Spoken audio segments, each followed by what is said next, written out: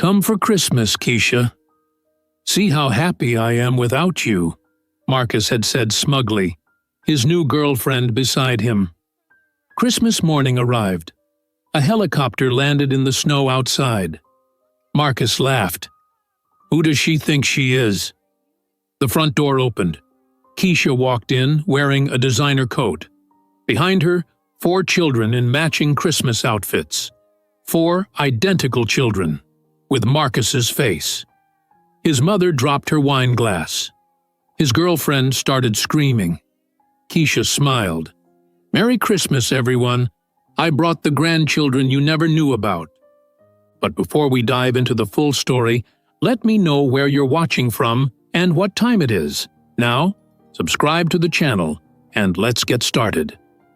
$8,000 for a ring. She is going to lose her mind when I propose. Marcus Reynolds stood in his bathroom on the morning of December 20th, holding a small black box.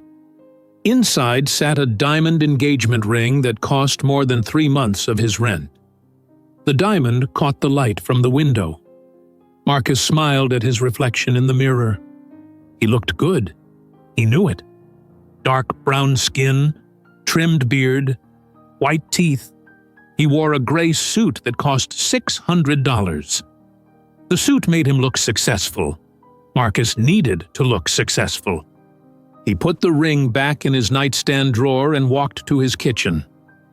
His apartment in Denver, Colorado, had granite countertops and stainless steel appliances.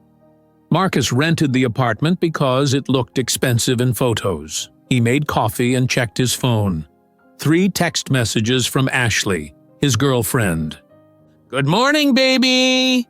I can't wait for Christmas at your mom's house. Do you think your family will like me?" Marcus typed back quickly. "They will love you. You are perfect."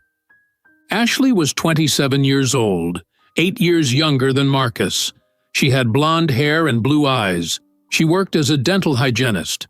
Marcus met her at the gym 3 years ago.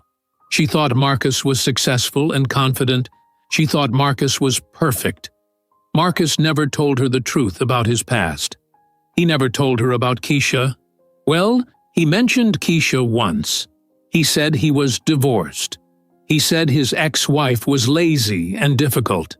He said the marriage ended because they wanted different things. This was a lie. Marcus lied about many things. Marcus drove his black BMW to work. The car was leased, not owned, but people did not know that. Marcus worked at Summit Insurance Company as a middle manager. His office was small with gray walls and no windows. He made $75,000 a year. This was good money. But Marcus always wanted people to think he made more. His co-worker James stopped by Marcus's desk at 9:30 in the morning. James was younger than Marcus and always asked too many questions. "Hey, Marcus, you look happy today. What's going on?" Marcus leaned back in his chair. "I am proposing to Ashley on Christmas Day, at my mom's house in Boulder." James whistled. "That's big, man. Congratulations. Did you get a nice ring?" $8,000, diamond. She is going to cry when she sees it. $8,000? That's a lot of money. Marcus waved his hand like money was not important. "You only propose once. You have to do it right." This was another lie. Marcus proposed once before to Keisha, with a ring that cost $800. But James did not know about Keisha. Nobody at work knew about Keisha. "So it's just going to be your family there?" James asked. Marcus smiled. "Actually, I invited my ex-wife. I want her to see how good my life is now." James's face showed confusion. "You invited your ex-wife to watch you propose to your new girlfriend? That's kind of weird, man." "Not weird, just proving a point. Keisha thought I would fail without her. I want her to see she was wrong." James shook his head and walked away. Marcus did not care what James thought. Marcus had a plan.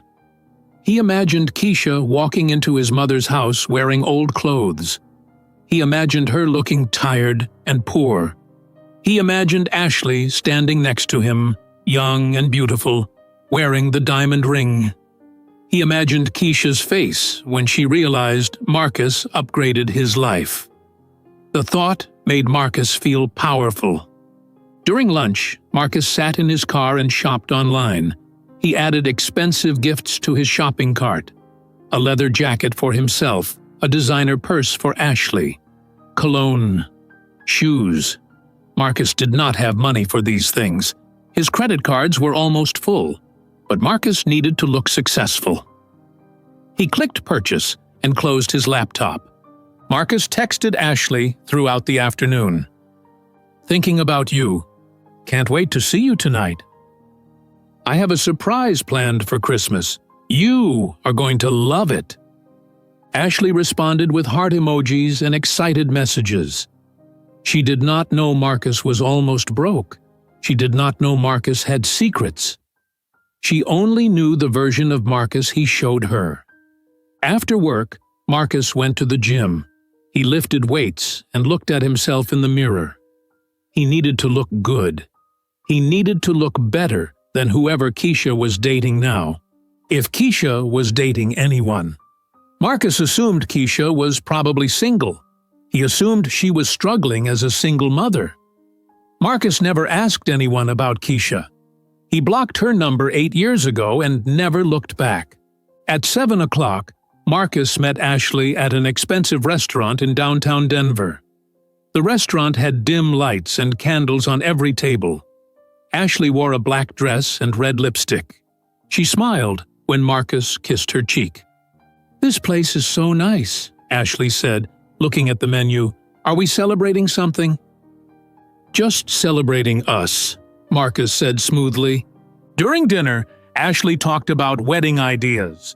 She showed Marcus photos on her phone of white dresses and flower arrangements.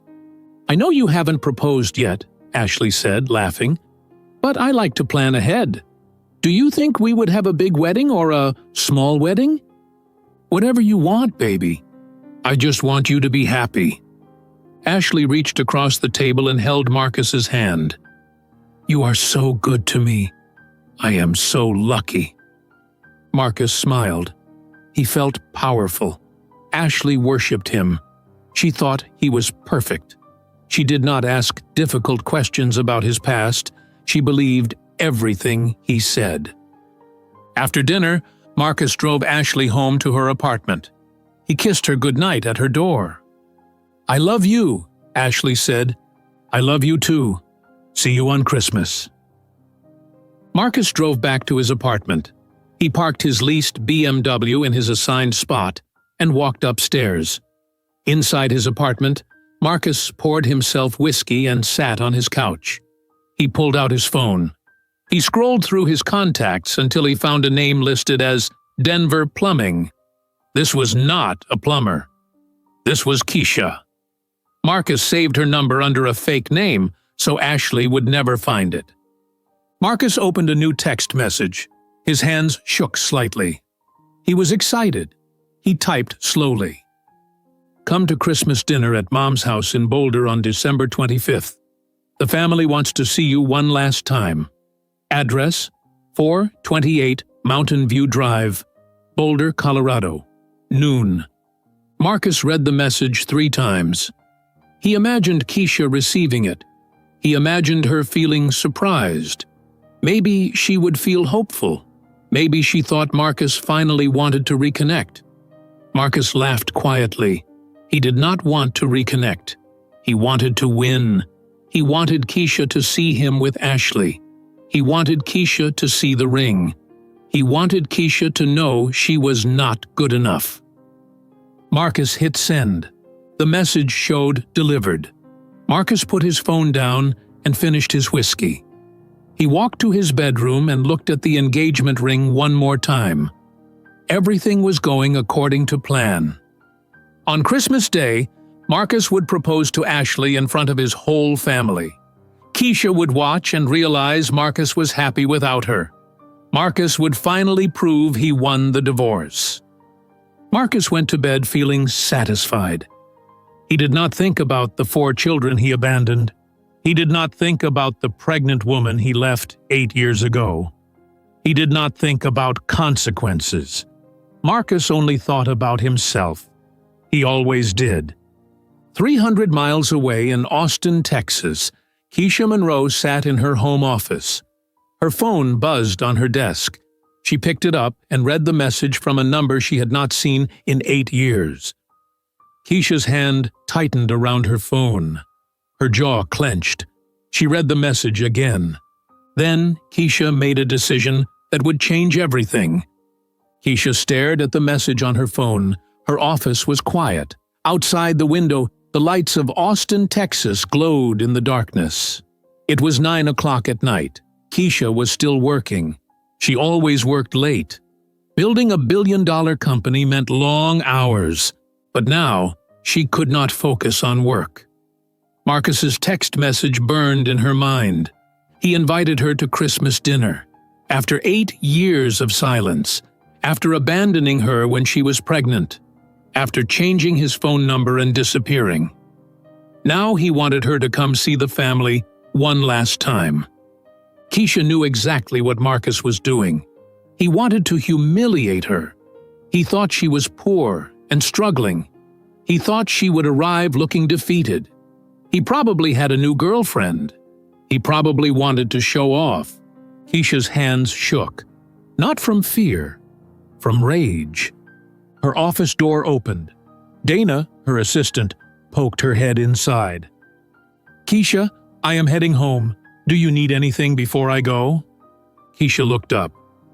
"Actually, yes. Can you get Robert Chen on the phone for me? I know it is late, but tell him it is urgent." Dana nodded. "Of course.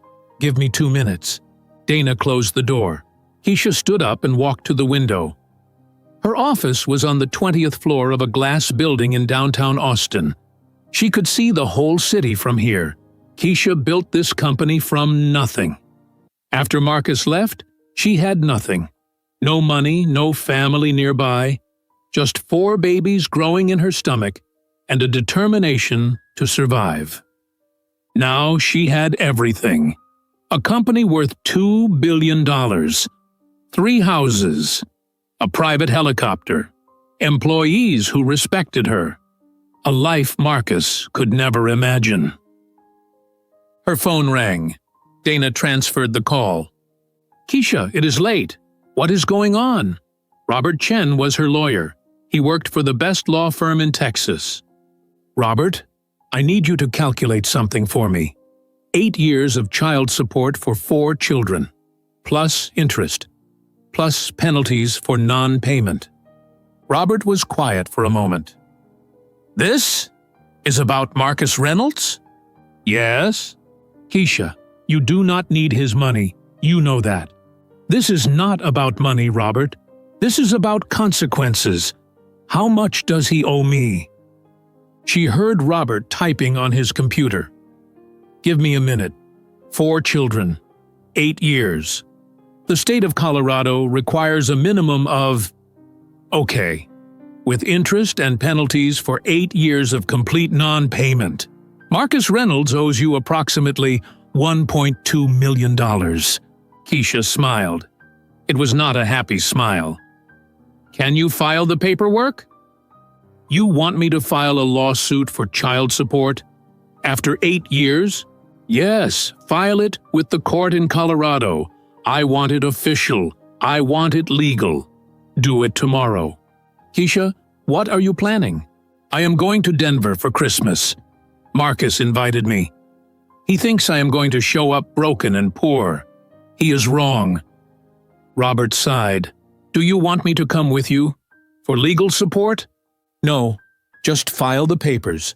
I will handle the rest myself." "Okay, I will file first thing tomorrow morning. The documents will be ready by December 23rd. "Thank you, Robert. Send the bill to my personal account." Keisha hung up. She grabbed her car keys and her purse. She was done working for tonight.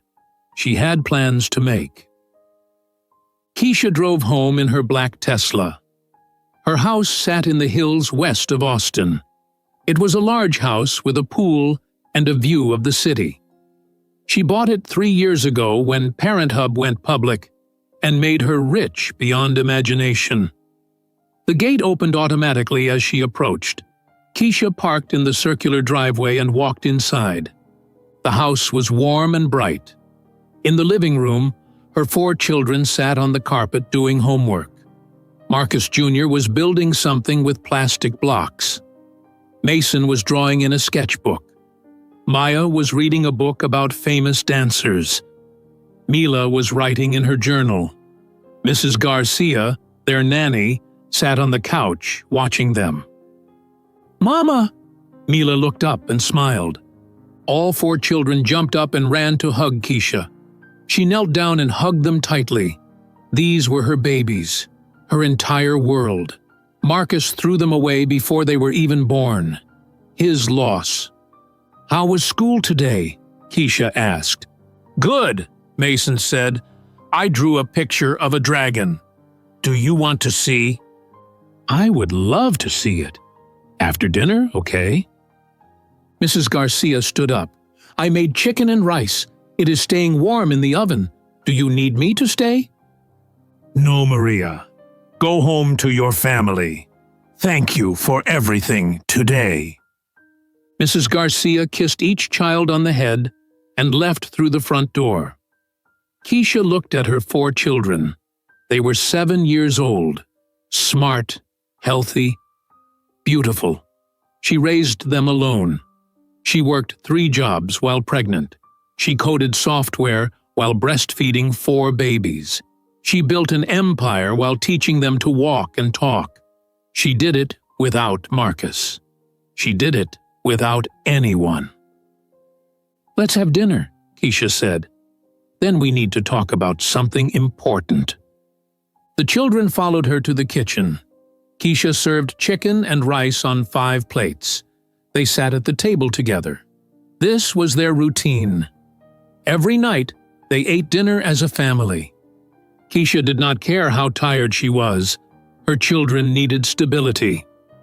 During dinner, Marcus Jr. talked about his science project. Maya talked about her dance recital coming up in January. Mason showed everyone his dragon drawing. Mila talked about the mystery book she was reading. After dinner, Keisha cleaned the dishes while the children sat at the kitchen table. She dried her hands on a towel and turned to face them. "I need to tell you something. We are going on a trip for Christmas." "Where?" Maitia asked. "To Colorado, to a city called Boulder. It is in the mountains." "Why are we going there?" Marcus Jr. asked.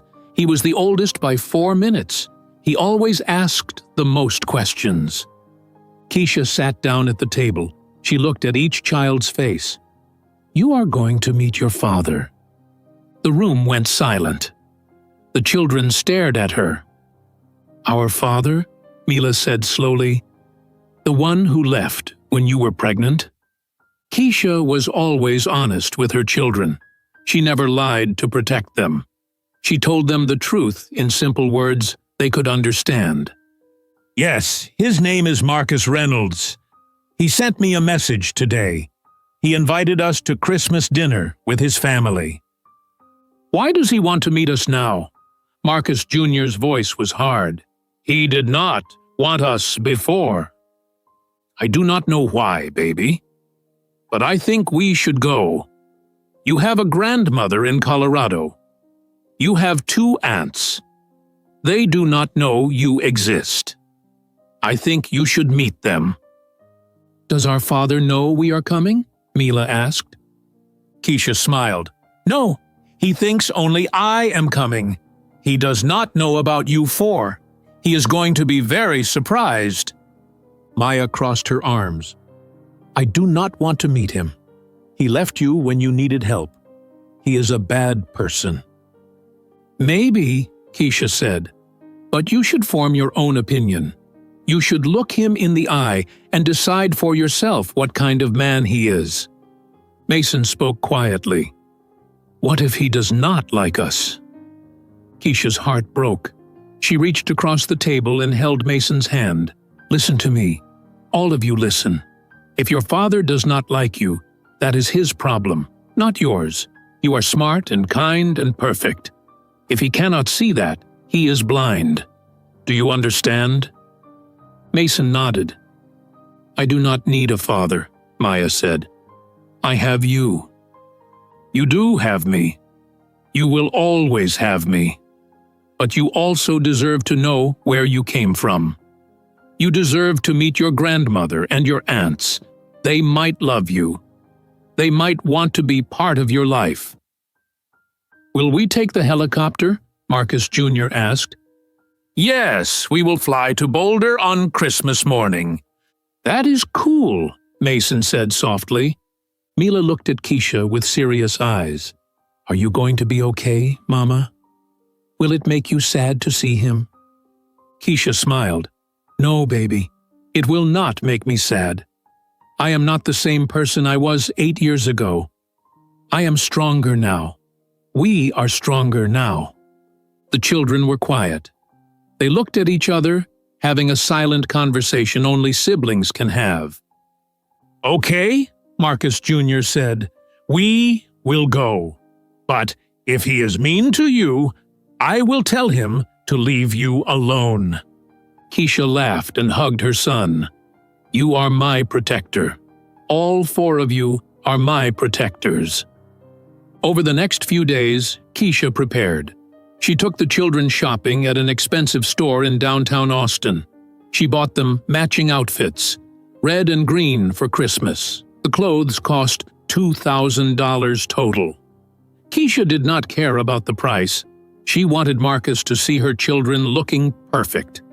She called her helicopter pilot, a man named Carl, who had worked for her for 2 years. "Carl, I need you to fly us to Boulder, Colorado, on December 25th. We leave at 10 in the morning." "Colorado? That is a long flight, Ms. Monroe. About 4 hours. Can you do it?" "Of course. I will file the flight plan tonight." Keisha also called her hairstylist and her makeup artist.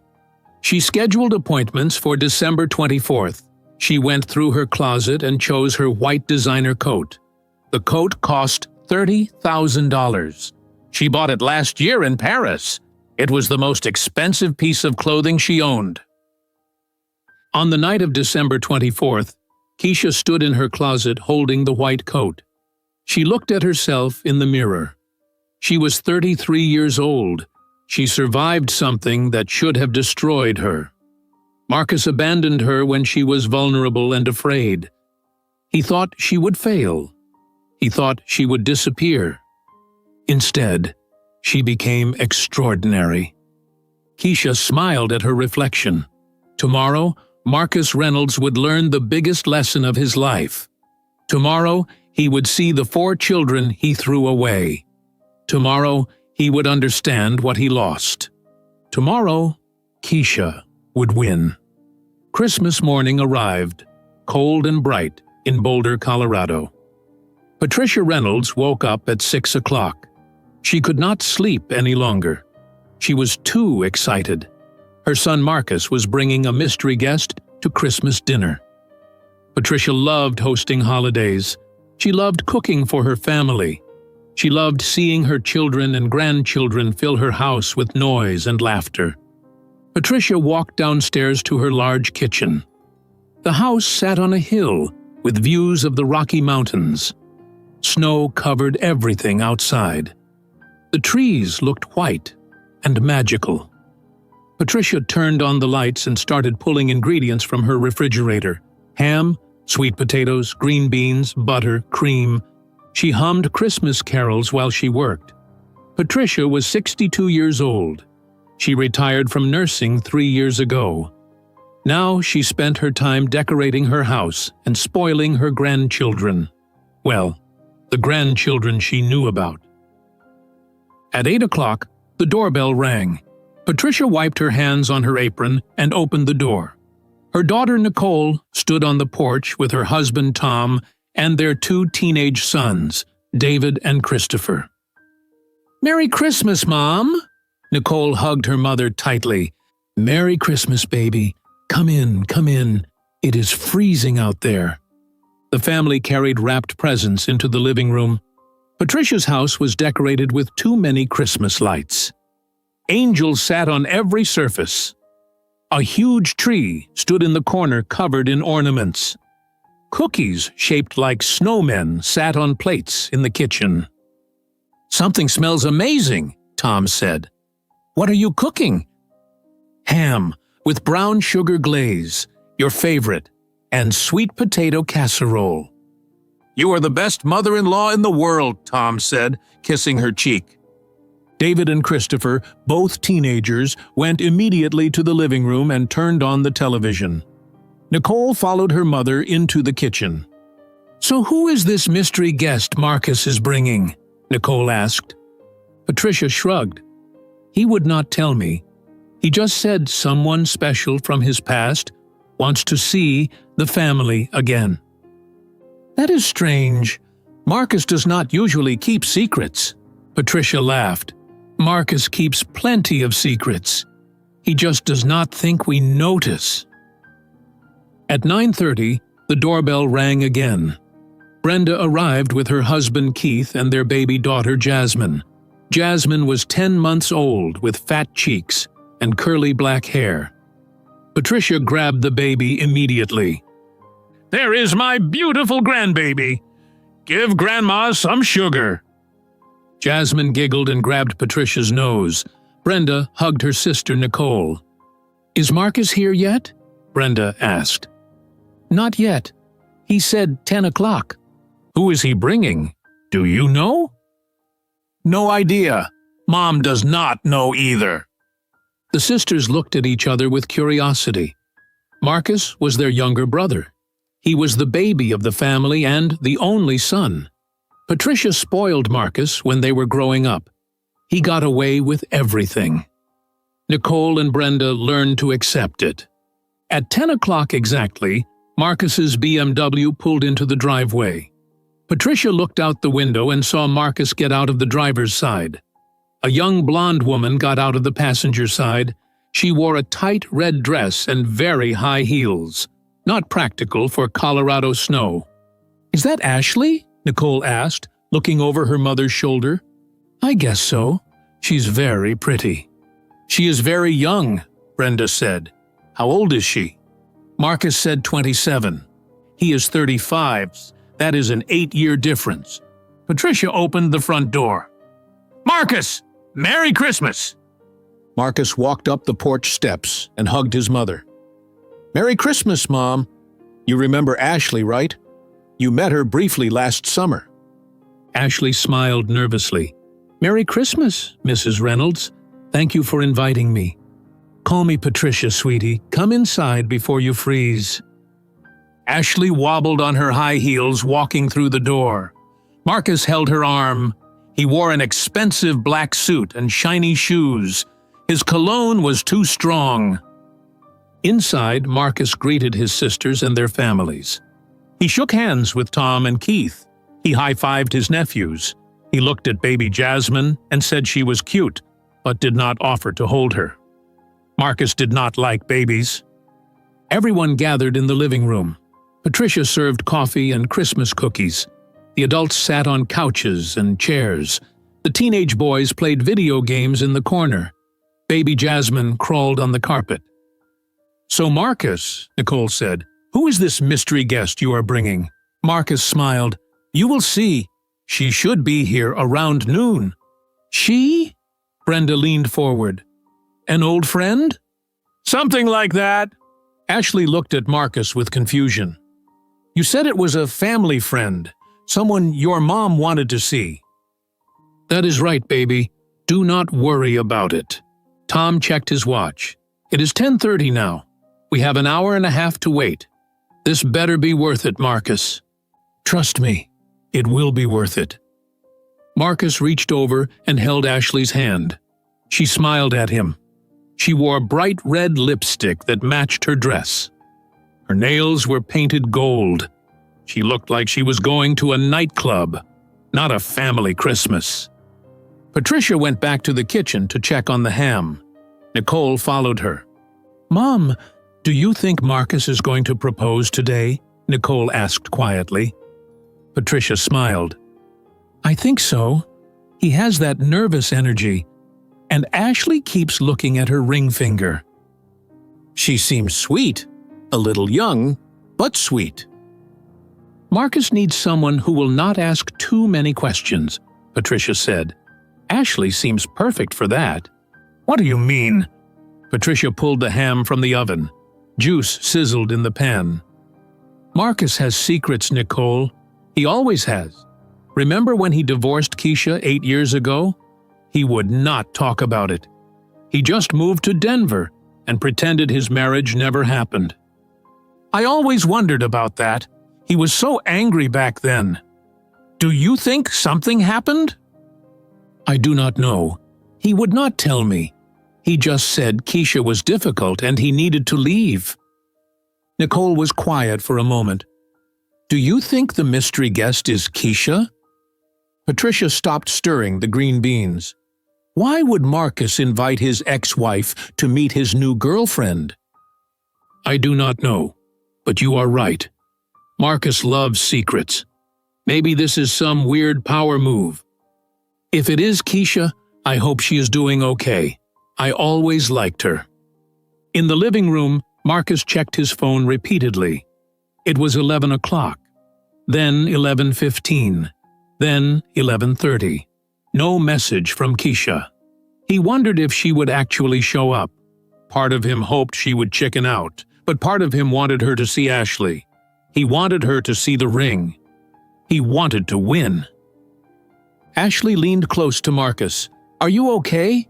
You keep checking your phone." "I am fine, baby. Just excited for later." "For your surprise?" Marcus kissed her forehead. "Yes, for my surprise." At 11:45, everyone heard a noise outside. It started quiet, then grew louder. A deep thumping sound. The windows started to rattle. The Christmas ornaments on the tree shook. Baby Jasmine started crying. "What is that?" Brenda picked up her daughter. The noise grew louder and louder. It sounded like a giant fan. Patricia walked to the front window and gasped. "Oh my Lord! There is a helicopter landing on my lawn!" Everyone rushed to the window. Marcus jumped up from the couch.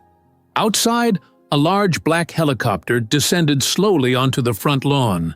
Snow blew everywhere. The Christmas decorations in the yard shook violently. A wreath flew off the front door. Marcus started laughing. "She actually did it. She rented a helicopter. That is so Keisha." Ashley grabbed his arm. "What? Who is Keisha?" Marcus ignored her. He called to his family. "Everyone come watch this. You are not going to believe it."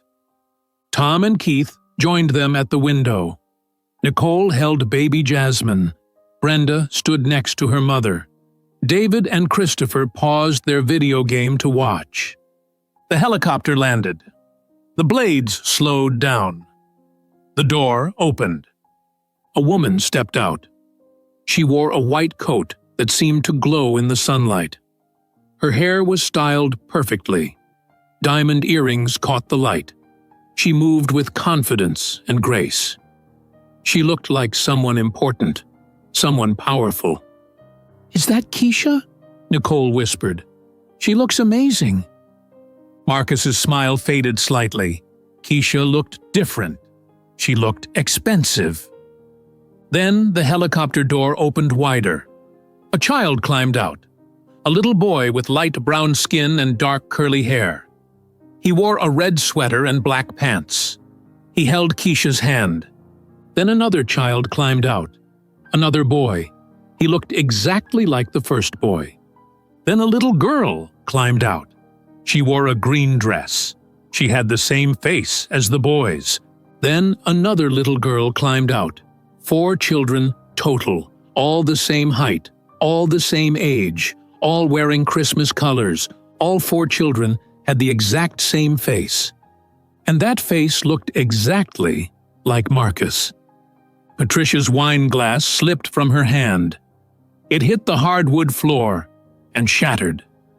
Red wine spread across the white carpet. The sound of breaking glass filled the room. Ashley's fingernails dug into Marcus's arm. Her voice came out high and shaking. "Marcus, who are those children?" Marcus's mouth opened, but no words came out. His face turned white. The color drained from his skin completely. He stared through the window at the 4 children standing on the snowy lawn. They all wore matching outfits. They all had his eyes. They all had his nose. They all had his face. Ashley's voice rose higher. "Marcus, answer me! Who are those children?" Marcus tried to speak. I can explain." But he could not explain. His brain stopped working. He stood frozen at the window. Nicole moved closer to the glass.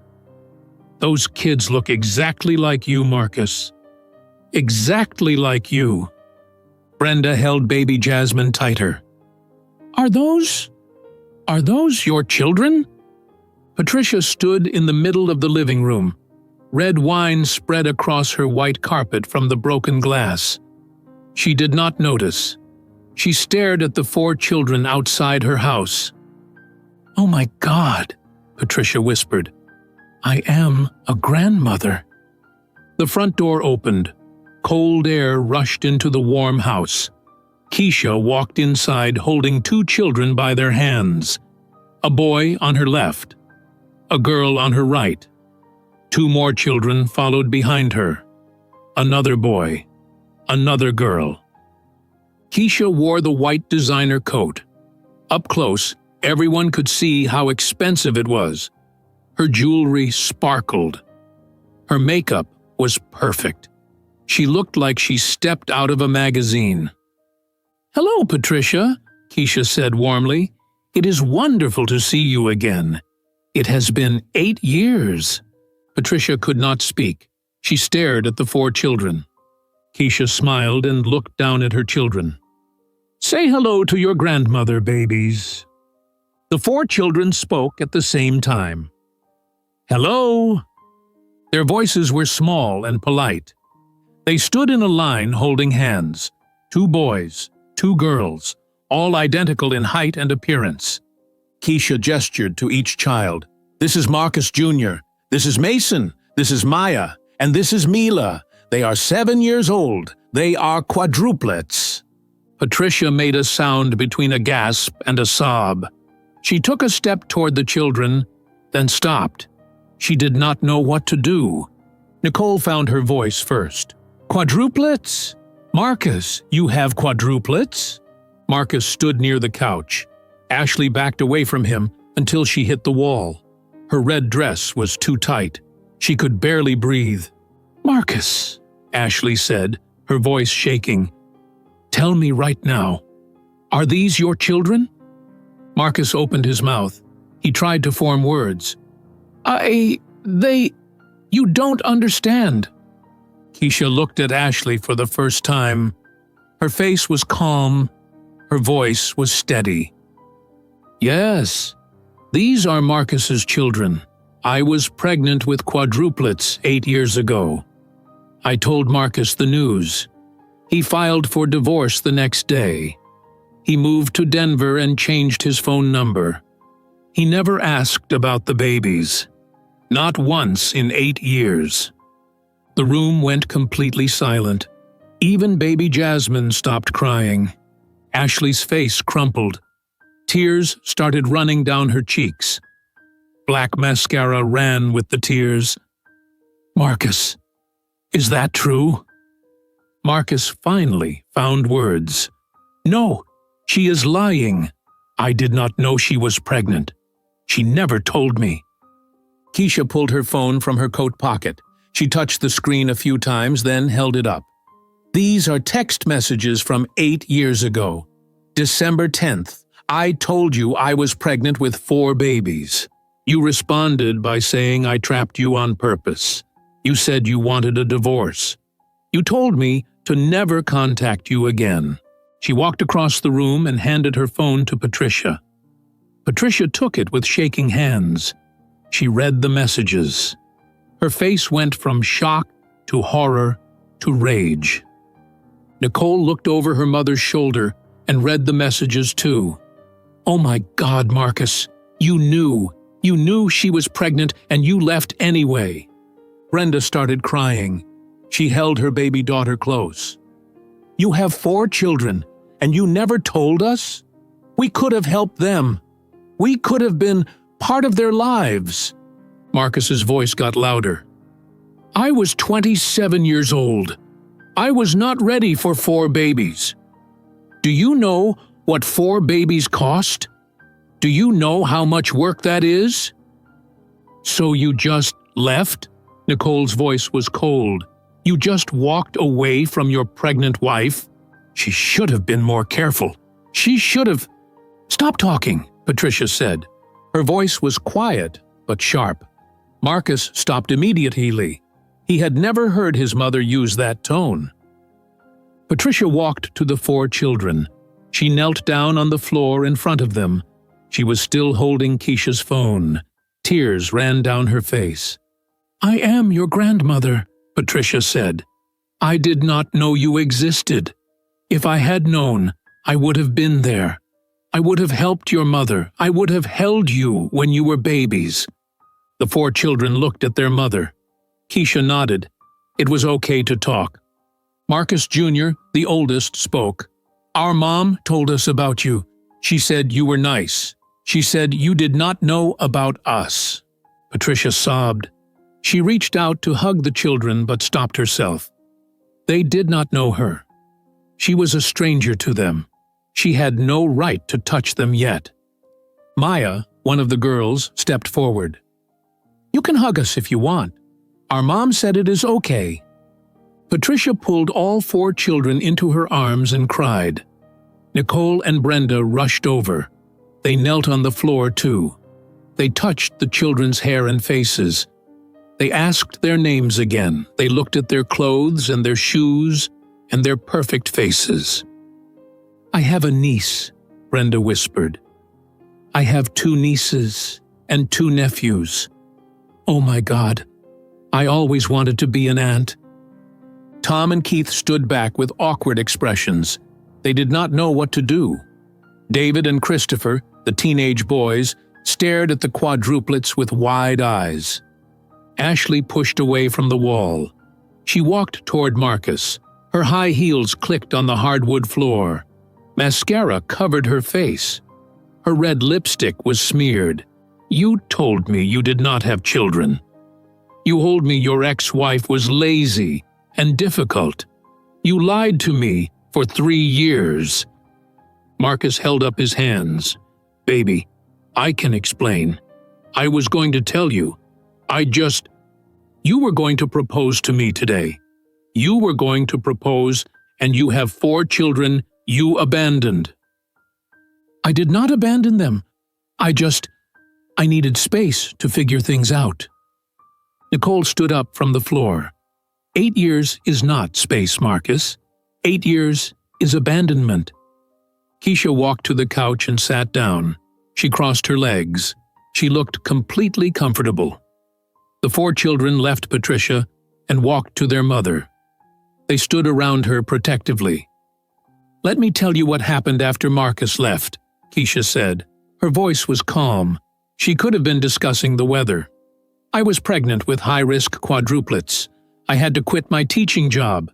I had almost no money. I moved to Austin, Texas, to live with my cousin Lisa. I worked 3 jobs while pregnant. After the babies were born, I started building a phone app at night, an app to help parents organize their lives. I called it Parent Hub." Brenda gasped. "Parent Hub? The Parent Hub? I use that app every day." Keisha smiled. "Yes, that Parent Hub. I built it into a company worth $2 billion. I own houses in Austin, Atlanta, and Los Angeles. I travel by private helicopter. My children go to the best schools in Texas. They have everything they need." She looked directly at Marcus. I did not need you then. I do not need you now. I built this life completely alone." Ashley turned to stare at Keisha. "You are a billionaire?" "Yes." Ashley looked at Marcus, then at Keisha, then at Marcus again. Her face showed complete understanding. Marcus invited his ex-wife here to humiliate her. But Keisha was richer than Marcus would ever be. Keisha won everything. Ashley started laughing. It was not a happy laugh. It was a broken, angry laugh. "You brought me here to watch you propose in front of your ex-wife. You thought she would be jealous. But she is a billionaire with 4 perfect children. And you are a middle manager with credit card debt who abandoned his own babies." Marcus's face turned red. "Ashley, please." "Don't talk to me. Don't ever talk to me again." Ashley reached into her small purse. She pulled out a black velvet box. The engagement ring box. She must have found it in Marcus's coat pocket while he was not looking. She opened the box. The diamond ring caught the light. "Were you going to propose with this?" Ashley held up the ring. "Ashley, put that away. We can talk about this later." "No, we are done talking." Ashley pulled the ring from the box. She threw it at Marcus's face as hard as she could. The ring hit his forehead. It bounced off and rolled across the floor. A small red mark appeared on Marcus's skin where the ring hit. The diamond ring rolled across the floor and stopped near the Christmas tree. Nobody moved to pick it up. Ashley stood in the middle of the living room breathing hard. Her chest moved up and down. Her face was red and wet with tears. "You are a liar," Ashley said. Her voice was loud and clear. "You are a coward. You are the worst person I have ever met." Marcus took a step toward her. "Ashley, please, let me explain. We can go outside and talk about this." "No, I do not want to talk to you. I wasted 3 years of my life on you. 3 years!" Ashley grabbed her coat from the couch. She pulled her phone from her purse and opened an app. Her fingers shook as she typed. "What are you doing?" Marcus asked. "I am calling an Uber. I am leaving. I never want to see you again." "You cannot leave. We came here together. Just calm down and we can figure this out." Ashley spun around to face him. "Calm down? You have 4 children. 4! And you never told me. You let me plan our wedding. You let me pick out my dress. You let me tell my parents we were getting engaged." Patricia stepped between Ashley and Marcus. Her voice was firm. "Ashley, sweetie, I will drive you wherever you need to go. You do not need to wait for an Uber." "Thank you," Ashley whispered. "I just need to get out of here." Marcus tried again. "Mom, stay out of this. Ashley and I need to talk." Patricia turned to her son. Her eyes were cold. "Sit down, Marcus. Sit down right now, and do not say another word." Marcus opened his mouth to argue. Then he saw his mother's face. He had never seen her look at him that way before. He sat down on the couch in the corner of the room. Ashley walked toward the front door. She wobbled on her high heels. She was crying so hard she could barely see. Nicole rushed over and took her arm. "Be careful in those shoes. The porch is icy." "I do not care," Ashley sobbed. "I just need to leave." She opened the front door. Cold wind rushed inside. Ashley stepped onto the porch without looking back. She slammed the door behind her with all her strength. The Christmas wreath hanging on the outside of the door fell off. Everyone heard it hit the ground. The house was quiet. Marcus sat in the corner. His expensive suit was wrinkled. His face was pale.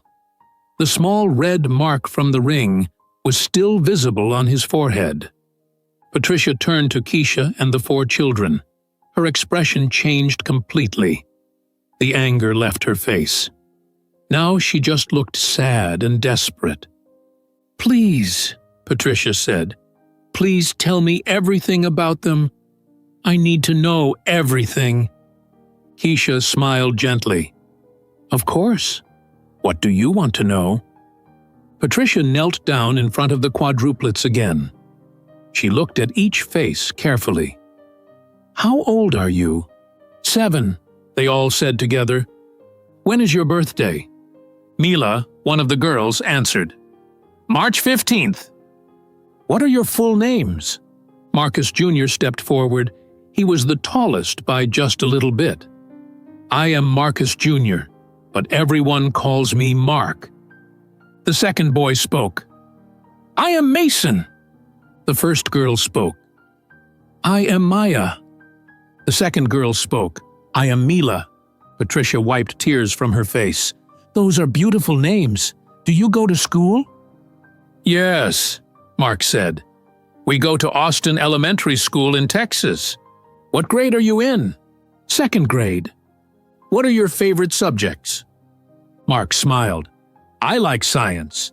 I am building a robot for the science fair." Patricia's eyes widened. "A robot? That is amazing. What does it do?" "It picks up toys and puts them in a box. I am programming it with my computer." Patricia looked at Mason. "What about you? What do you like?" Mason was quieter than his brother. "I like art class. I draw pictures." "What do you draw?" "Dragons and superheroes and my family." Patricia touched his cheek gently. "I would love to see your drawing sometime." Mason nodded, but did not speak. Patricia looked at Maya. "And you, sweetie? What do you like?" Maya stood straighter. She had confidence in her voice. "I like dancing. I take ballet twice a week. I am going to be in a recital in January." "Ballet! That is wonderful! What is your favorite thing about dancing?" "I like how it makes me feel strong and beautiful at the same time." Patricia smiled through her tears. "You are beautiful. You are so beautiful." She looked at Mila last. "What about you, honey?" Mila adjusted her glasses. "I like reading. I read 40 books this year." 40 books? That is incredible. What kind of books? "Mystery books. I like solving puzzles. I like figuring out who did the crime before the end of the story." Brenda sat down on the floor next to her mother. She was still holding baby Jasmine. "Can I see pictures? Do you have pictures of them growing up?" Keisha pulled out her phone. "I have thousands of pictures." She sat on the couch, and Brenda sat next to her. Nicole sat on the other side. Patricia leaned over the back of the couch. The 4 children stood next to their mother. Keisha scrolled through her phone. The first photo showed 4 tiny babies. They were lying in one hospital crib together. They wore little hats and were wrapped in blankets. "Oh my God," Brenda whispered. "They were so tiny." "They were born 6 weeks early," Keisha said. "Each baby weighed about 4 pounds. They stayed in the hospital for 3 weeks." "Were you alone?" Patricia asked. "My cousin Lisa was there, but yes, mostly I was alone." Keisha scrolled to more photos. The babies at 1 month old, the babies learning to crawl, the babies taking their first steps, 4 toddlers covered in birthday cake, 4 children on the first day of kindergarten. Brenda started crying. "We missed everything. We missed their whole lives." Nicole touched the phone screen. "Who took all these photos?" "I did," Keisha said. "I took photos every day. I wanted them to know they were loved and documented, even without a father." Patricia could not stop crying. She looked at photo after photo, Halloween costumes, Christmas mornings, soccer games, dance recitals, science fairs. 8 years of memories she never knew existed. "How did you survive?" Patricia asked. "4 babies alone. How did you do it?" Keisha was quiet for a moment. "It was the hardest thing I ever did. After Marcus left, I had no money. I was pregnant and sick. I could not work. I moved to Austin to stay with my cousin. She let me sleep on her couch. After the babies were born, I hired a babysitter with the last of my savings. I worked as a waitress at night. I worked as a tutor during the day. I worked at a call center on weekends.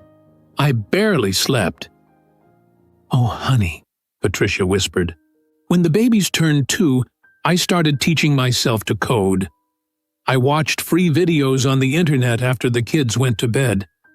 I had an idea for an app to help parents organize everything. Schedules, babysitters, doctor appointments, school events, all in one place." Brenda leaned forward. "Parent Hub.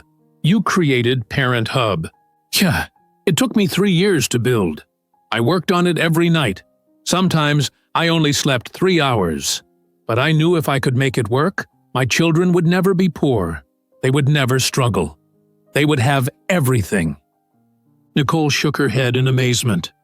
"And now, it is worth billions of dollars." "Yes. The app went viral 4 years ago. Suddenly, everyone wanted it.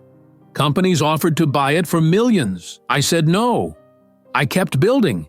I hired developers. I expanded. Now, Parent Hub is used by 10 million parents across America." Patricia looked at Keisha with wonder.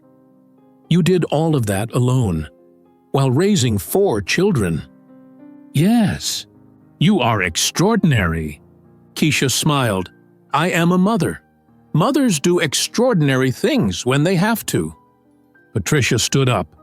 She walked to the window and looked outside. The black helicopter sat on her lawn.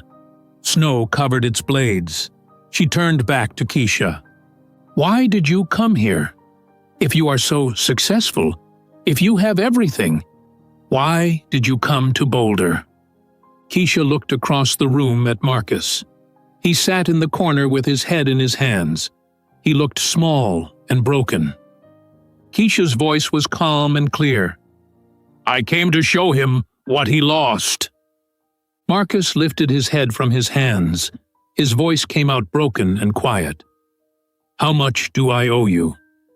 Everyone turned to look at him. Patricia, Nicole, and Brenda sat on the couch with Keisha. The 4 children stood next to their mother. Tom and Keith stood near the doorway. The teenage boys had stopped playing video games. Everyone stared at Marcus. He cleared his throat and spoke louder. "For child support! How much do I owe you?" Keisha reached into her white coat pocket. She pulled out a folder. The folder was thin and white. She opened it carefully and removed several papers. She walked across the living room to where Marcus sat. Her heels clicked on the hardwood floor. She stopped in front of him and held out the papers. "These are legal documents. My lawyer filed them with the court in Denver 2 days ago." Marcus took the papers with shaking hands. He looked down at the first page.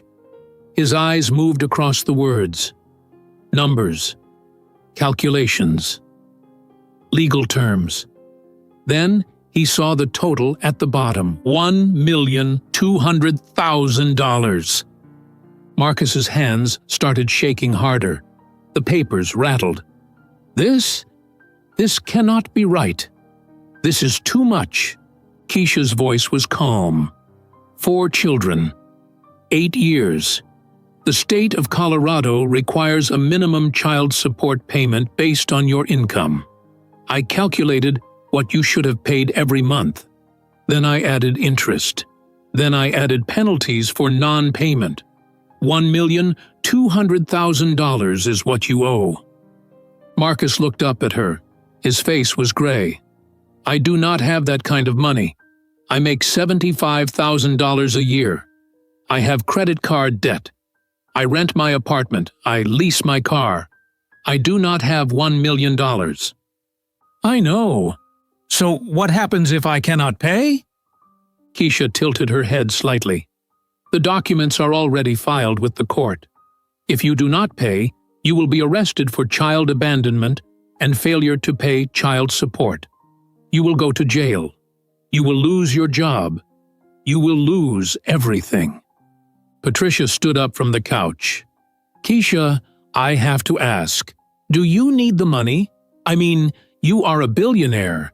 Do you really need Marcus to pay you? Keisha turned to face Patricia. No, I do not need his money. I have more money than I could spend in 10 lifetimes.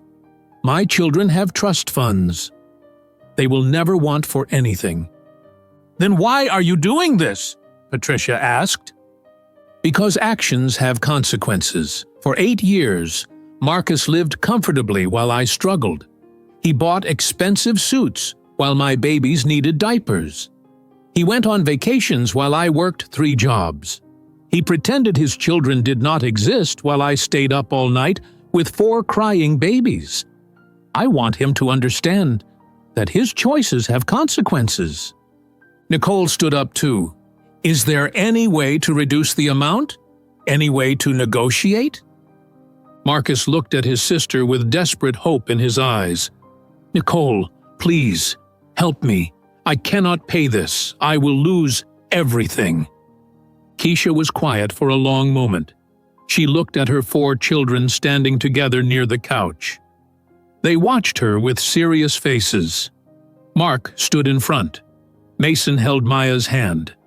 Mila pushed her glasses up on her nose. Keisha turned back to Marcus. I will make you an offer. One offer. You can accept it or refuse it.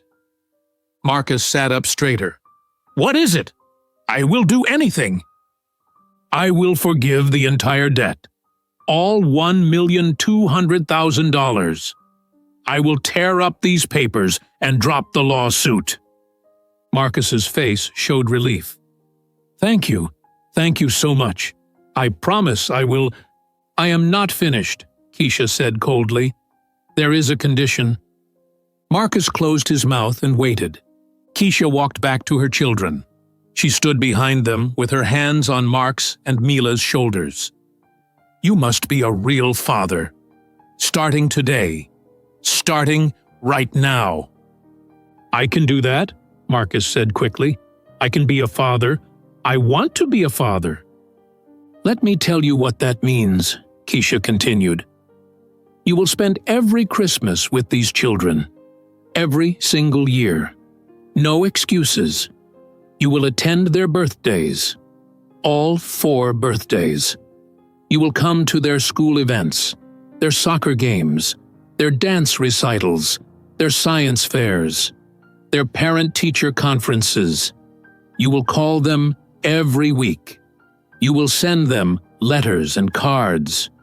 You will show up. You will be present in their lives. Marcus nodded. Yes, I can do that. I promise.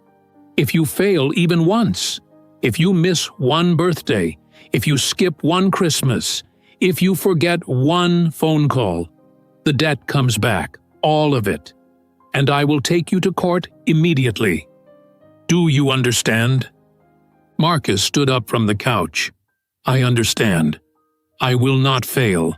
I will be there for them. Patricia walked over to Marcus. She looked at her son with an expression he had never seen before. Disappointment, mixed with sadness, mixed with anger. Do you understand what you are agreeing to? Patricia asked. These are not words, Marcus. This is a commitment. These children are 7 years old. You will be in their lives until they are adults. You will be there when they graduate high school, when they go to college, when they get married, when they have their own children. This is forever. Marcus swallowed hard. I know, Mom.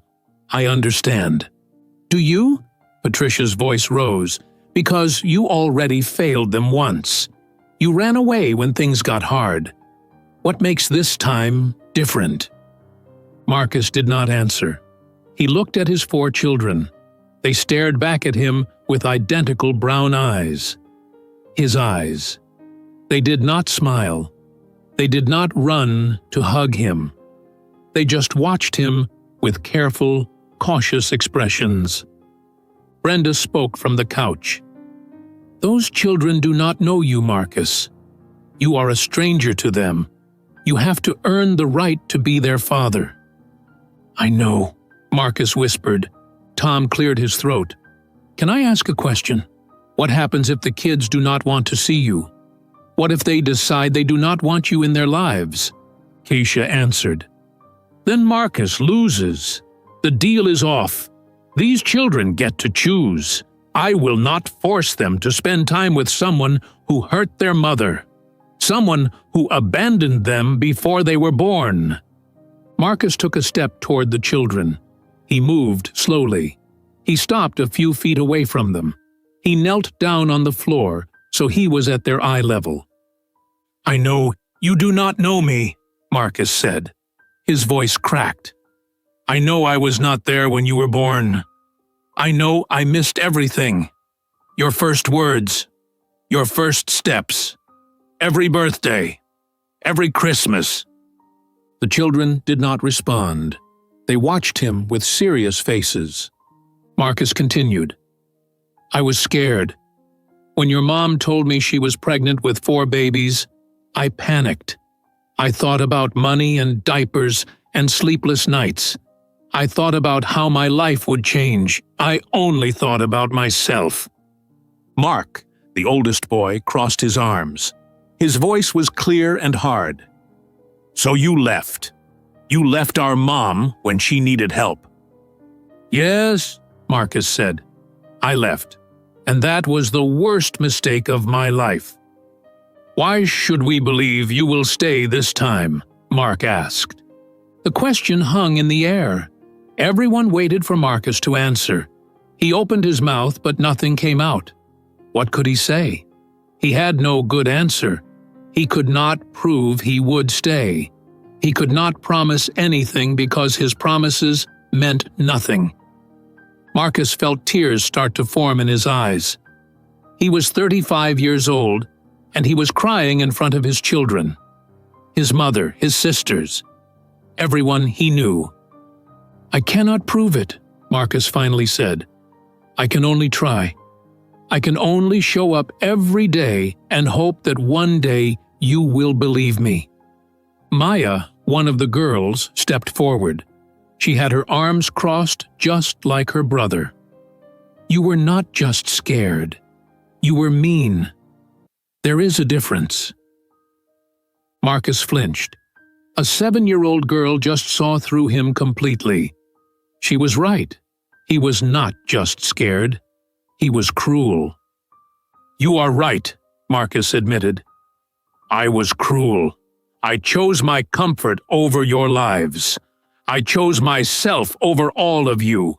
I cannot change what I did, but I want to try to be better." He looked at each child's face. "Will you give me a chance?" The 4 children looked at their mother. Keisha did not tell them what to say. She just nodded slightly. The choice was theirs. Mila adjusted her glasses. She studied Marcus carefully. "You can try, but trying is not the same as succeeding. Words are easy. Actions are hard. You have to prove you mean what you say." Marcus nodded. "I will prove it. I promise." Maya uncrossed her arms slightly. "We will see." Mason, the quietest child, looked at the floor. He did not say anything, but he did not walk away either. Mark spoke last. His voice was firm. "You get one chance. Just one. If you disappear again, we will forget you exist. Do you understand?" Marcus understood. He understood completely. Marcus stayed kneeling on the floor. His knees pressed against the hard wood. He looked at each of his children's faces. 4 faces. All the same. All his. I understand, Marcus said quietly. One chance. That is more than I deserve. Patricia stood behind him. She put her hand on his shoulder. Marcus, you need to apologize to them properly. You need to say the words. Marcus took a deep breath. His hands were shaking. He clasped them together to make them stop. I am sorry, Marcus said. His voice cracked. I am so sorry. I should have been there when you were born. I should have held you when you were babies. I should have been there for every birthday and every Christmas and every day in between. Mark's face did not change. Why were you not there? I was selfish. I was thinking only about myself. I thought about how hard my life would be with 4 children. I thought about money and time and freedom. I did not think about you. I did not think about your mother. I only thought about me. Maya spoke next. Did you ever think about us? Even once in 8 years? Marcus wanted to lie. He wanted to say yes. He wanted to say he thought about them every day. But these children deserved the truth. No, Marcus admitted. I tried not to think about you. When I did think about you, I told myself you were better off without me. I told myself lies so I would not feel guilty. Mila pushed her glasses up again. You felt guilty? Yes, every day. I just ignored it. I pushed it away. I pretended everything was fine. Mason finally spoke. His voice was soft and quiet. Our mom never ignored us. She was always there. Even when she was tired. Even when she was sad. She never left. Marcus felt the words hit him. Mason was right. Keisha never left. She stayed. She worked. She sacrificed. She built a life for their children while Marcus ran away. Your mother is the strongest person I have ever known, Marcus said. She did what I could not do. She loved you when I was too scared to try. Brenda wiped tears from her face. She was still sitting on the couch holding baby Jasmine. Those babies needed you, Marcus. They needed a father, and you are not there. I know. Nicole stood up and walked closer. Do you know what you missed? You missed their first smiles, their first words, their first steps. You missed when they learned to ride bikes, when they lost their first teeth, when they started school. You missed everything that matters. Marcus covered his face with his hands. Tears ran between his fingers.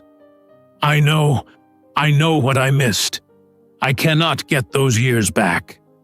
They are gone forever. Patricia knelt down next to her son. But you can be there for what comes next. If you choose to be. If you commit to being a real father. Marcus dropped his hands. He looked at his mother. Then he looked at his children again, 4 children, 7 years old. They were not babies anymore. They had personalities, opinions, memories that did not include him. Can I hug you? Marcus asked. Or is that too much right now? The children looked at each other. They had a silent conversation with their eyes. Finally, Mark shook his head. Not yet. We do not know you yet. Marcus nodded. That is fair. That is completely fair. Maybe later, Mila said. Maybe after you prove you will stay. I will prove it, Marcus said. I will show up. I will be there. I will not disappear again. Maya narrowed her eyes. Everyone says they will stay. Words are easy. You are right. Words are easy. I will show you with my actions. Keisha stood up from the couch. She walked over to her children and placed her hands on their shoulders. That is enough for now. The children gave you their answer. They are willing to let you try. Do not waste this chance." Marcus stood up slowly. His knees ached from kneeling on the hard floor. He wiped his face with his sleeve. His expensive suit was wrinkled and damp with tears. "Thank you," Marcus said to the children. "Thank you for giving me a chance I do not deserve."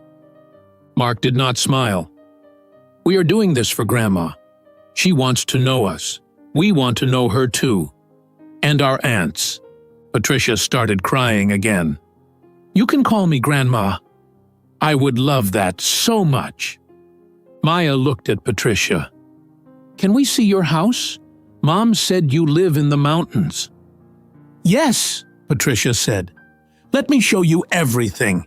I have a big backyard and a Christmas tree. And cookies. Do you like cookies?" All 4 children nodded. Mason said, "I like chocolate chip cookies." "I made chocolate chip cookies this morning," Patricia said. "Come with me to the kitchen. I will show you." Patricia led the 4 children toward the kitchen. They followed her carefully.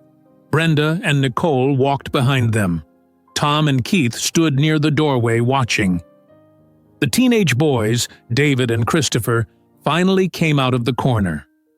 "Can we show them our video games?" Christopher asked. Nicole smiled. "That is a nice idea. Ask them if they want to play after cookies." Marcus stood alone in the living room. The engagement ring still sat on the floor near the Christmas tree. Nobody picked it up. Nobody cared about it anymore. Keisha walked to the window. She looked outside at the black helicopter sitting on the snowy lawn. She spoke without turning around. "You broke something inside me when you left, Marcus. I trusted you completely. When you filed for divorce, I felt like my world ended. I cried every night for months. I thought I would never recover." Marcus did not know what to say. "I am sorry. I know that is not enough, but I am so sorry." Keisha turned to face him. "I did not come here for your apology. I came here so your children could see where they came from. They needed to meet their grandmother. They needed to see their aunts. Whether you deserve to be in their lives is up to you to prove." "I will prove it. You better. Because if you hurt them, if you disappoint them, if you abandon them again, I will destroy you. Do you understand? I have the money and the power to make your life very difficult." Marcus believed her. He saw the steel in her eyes. Keisha was not the scared pregnant woman he left 8 years ago. She was powerful now, successful, strong. "I understand," Marcus said. From the kitchen, they heard Patricia's voice. "Let me take your coats. Make yourselves comfortable. Do you want milk with your cookies?" The children's voices answered, "Yes, please." Keisha smiled, hearing her children's voices. "They are good kids. I made sure of that. I taught them manners. I taught them kindness. I taught them strength. They know their worth. They know they do not need you. But I want them to have the choice." "They deserve that choice," Marcus said. "Yes, they do." Patricia came back into the living room. Her face was bright with joy. "The ham is ready. We should eat soon. The children are hungry." She looked at the broken wine glass on the floor. Red wine had stained the white carpet. "Oh, I forgot about that mess. I will clean it up after dinner." Keisha checked her watch. It was 1:30 in the afternoon. "We can stay for dinner. Then we need to fly back to Austin before dark." "You are leaving today?" Patricia's face fell. "I just met them. I do not want them to go yet. We have school next week, and I have meetings. But we can come back. We can visit again." Patricia grabbed Keisha's hands. "Please, please come back. I want to know my grandchildren. I want to be part of their lives." "That depends on them," Keisha said. "If they want to visit, we will visit." Patricia hugged Keisha tightly. "Thank you. Thank you for bringing them here. Thank you for giving us a chance to know them." Nicole and Brenda came back from the kitchen. Nicole carried baby Jasmine now. Brenda's hands were free. "Those kids are amazing," Brenda said. "They are so polite and smart." Mila told me about all the books she read. Mark explained how his robot works. Maya showed me a dance move. Mason is drawing a picture of our house. Nicole smiled. "They are wonderful children. You did an incredible job raising them, Keisha." "Thank you," Keisha said. Patricia clapped her hands together. "Okay, it is time for Christmas dinner. Everyone to the dining room." She walked to the kitchen doorway and called out, "Children, dinner is ready." The 4 children came out of the kitchen. They each held a cookie. Chocolate covered their faces. Patricia laughed and wiped Maya's cheek with a napkin. "We will eat real food first, then more cookies after." Everyone moved toward the dining room. Patricia had set the table earlier that morning. Red placemats, gold napkins, candles, holly branches. The ham sat in the center of the table on a large white platter. Patricia started counting. "I need to add more chairs. I did not know we would have 4 extra people." Tom and Keith went to get folding chairs from the garage. They brought them in and squeezed them around the table. Patricia rearranged everything to make room. Keisha helped the children take off their coats. She hung them on hooks near the front door. The children wore nice clothes underneath. Mark wore a red sweater. Mason wore a green sweater. Maya wore a green dress. Mila wore a red dress. "You all match," Patricia said. "You look beautiful." The family gathered around the dining room table. Patricia directed everyone where to sit. She put the 4 children between Marcus and Keisha. Keisha looked at Marcus. Her voice was calm but firm. "It is time for Christmas dinner. Marcus, you are sitting with your children." Marcus sat down in the chair next to Mark. His hands felt sweaty. He did not know what to say to a 7-year-old boy. He did not know how to talk to children. He never spent time with children. Even his nephews, David and Christopher, he barely spoke to them at family events. Patricia brought the ham to the table. Steam rose from the brown sugar glaze.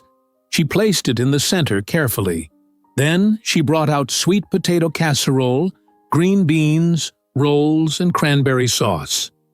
The table was full of food. "This looks wonderful, Mom," Nicole said. She sat across from Marcus with Tom beside her. Brenda sat at the other end with Keith and baby Jasmine. The teenage boys, David and Christopher, sat together. They kept looking at the quadruplets with curiosity. Patricia sat at the head of the table. She looked around at everyone. Her eyes filled with tears again. "I need to say something before we eat," Patricia said. "This is the best Christmas I have had in years. I have my whole family here, including 4 grandchildren I never knew existed. I'm so grateful you are all here." She looked at Keisha. "Thank you for bringing them. Thank you for giving us this gift." Keisha nodded. "You are welcome."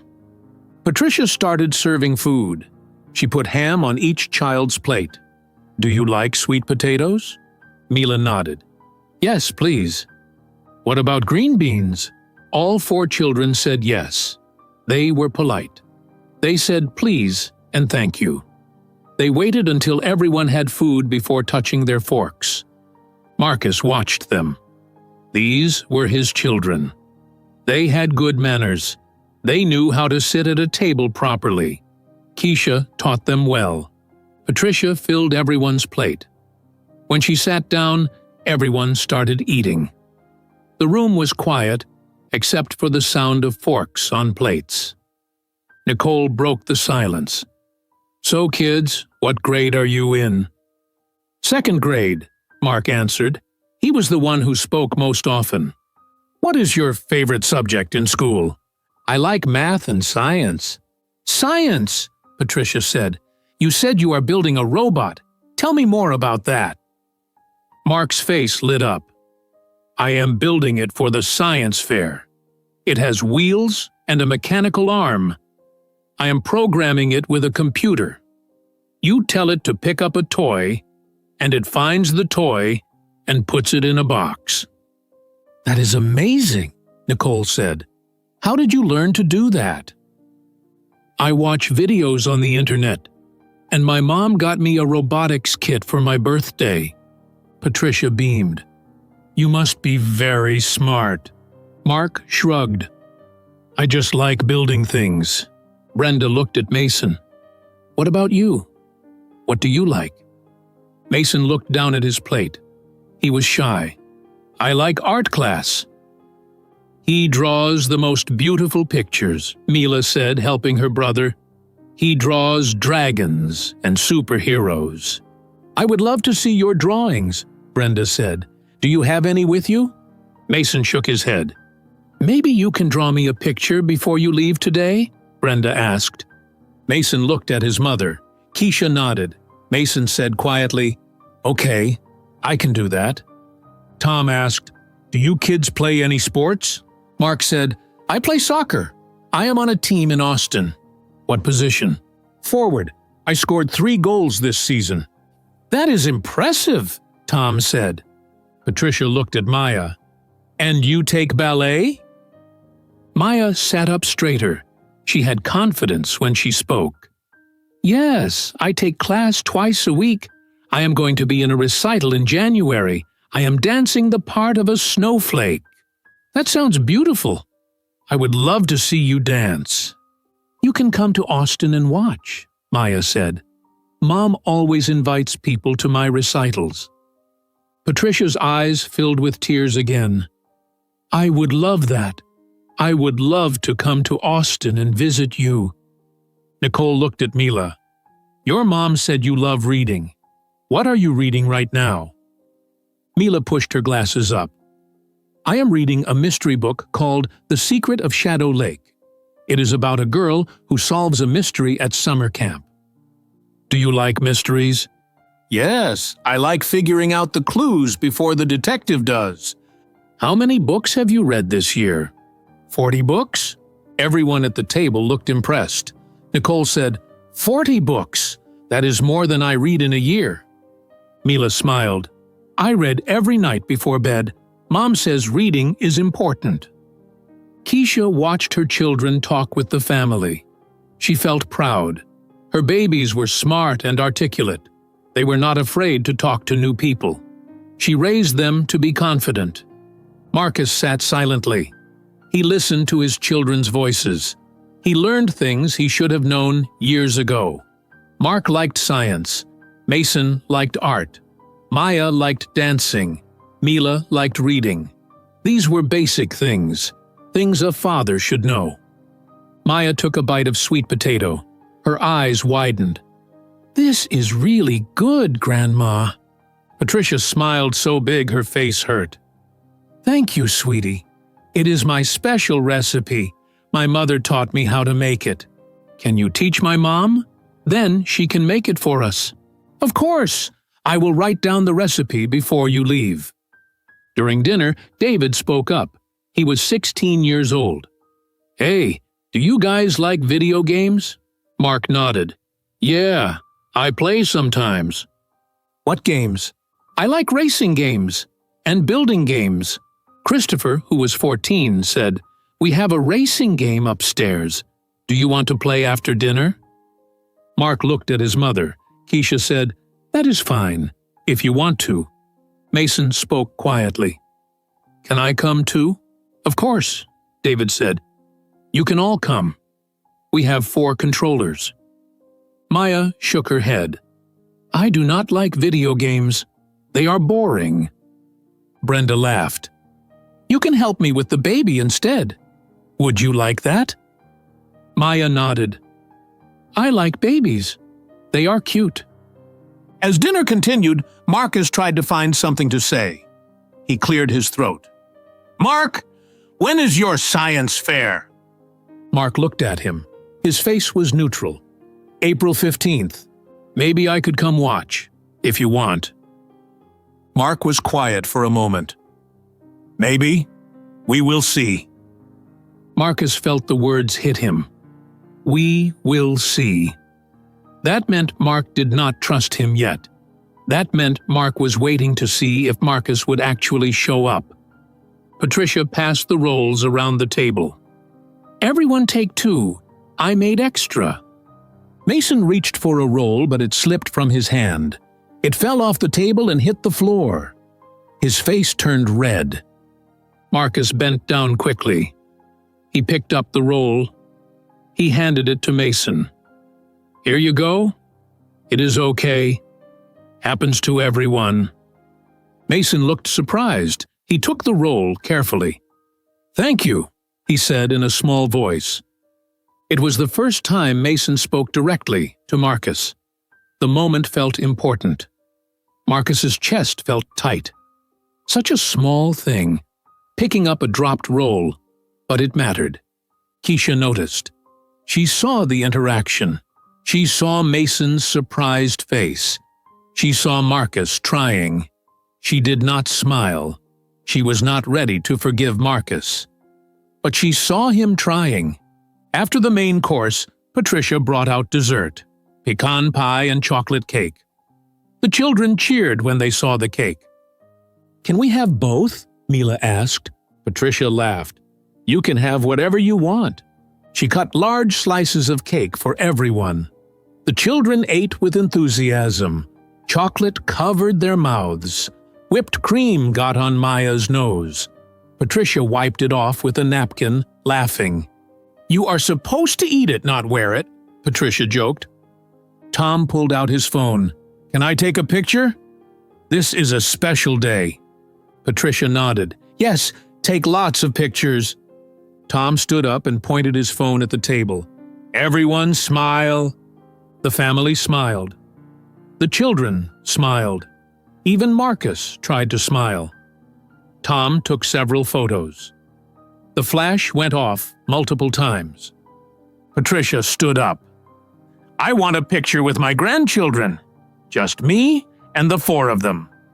The children got up from the table. They stood next to Patricia in the living room in front of the Christmas tree. Patricia knelt down and put her arms around all 4 of them. They leaned into her carefully. They did not know her well yet, but they let her hug them. Tom took the picture.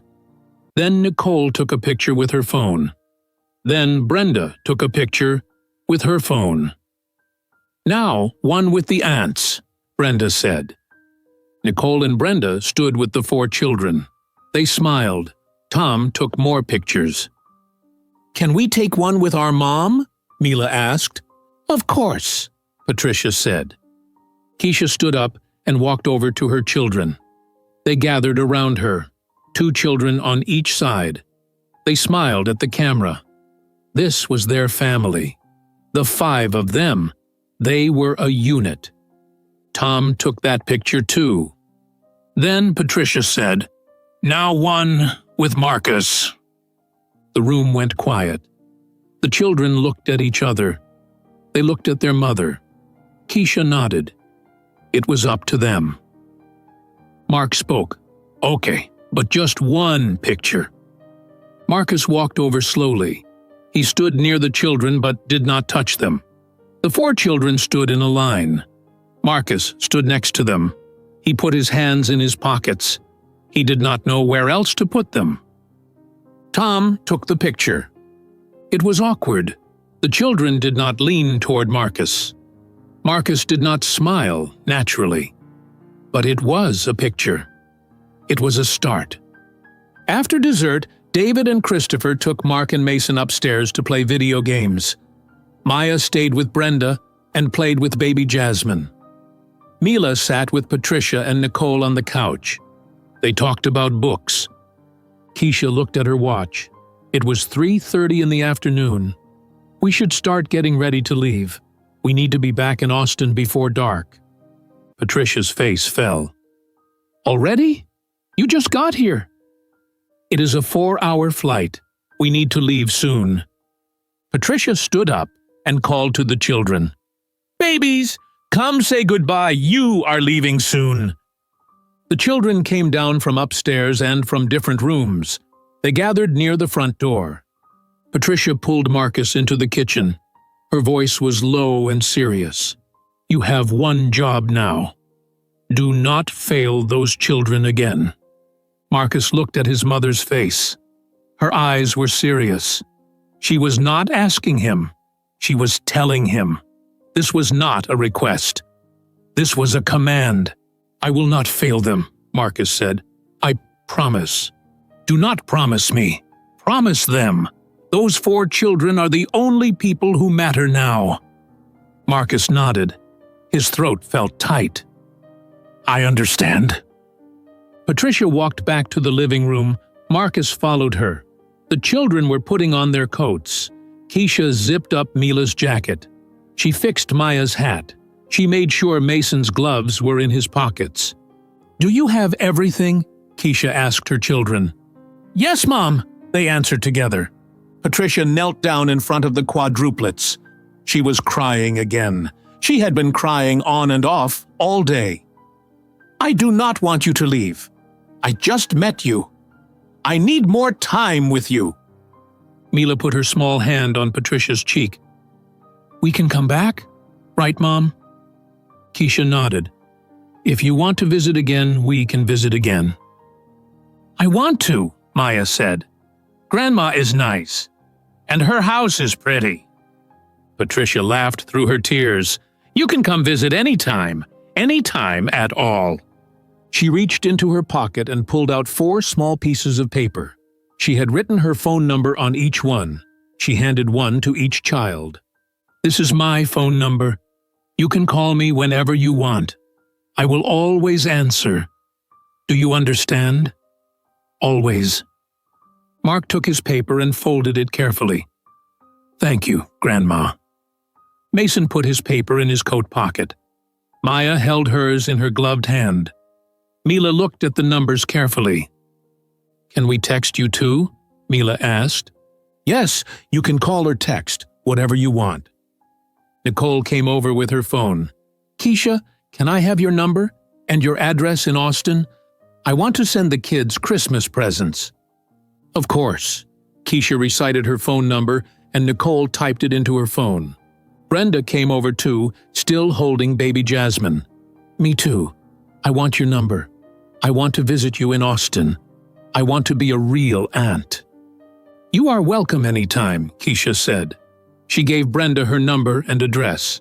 Tom took more pictures with his phone. "I am sending these to everyone. We need to document this day." The teenage boys, David and Christopher, came downstairs. David handed something to Mark. It was a piece of paper with usernames written on it. "This is our gaming information. We can play online together if you want." Mark's face lit up. "Really? That would be cool." "Yeah, we can race cars. It will be fun." Mason looked up at Christopher. "Can I play too?" "Of course, little man. All of you can play."